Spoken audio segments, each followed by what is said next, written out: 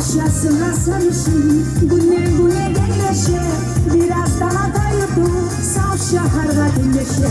Yaşasın sarışın güne genleşe biraz daha da yurdu saf şaharda genleşe Yurda bir yanı dedi orada kazanışka çıksam taza havası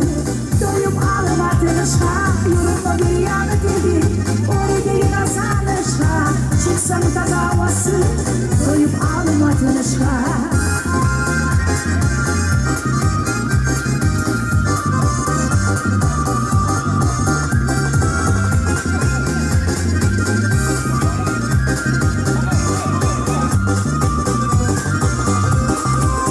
Şaharda yetişir, ülkenin doğdu buralar Ata yurtta savaşma, okur isim şartlı yıllar Laf şaharda yetişir, ülkenin doğdu buralar Ata yurtta savaşma, okur isim şartlı yıllar Oraya uçulup gitti, hayvada o baytelikte Üstün iniş karasa, şarkı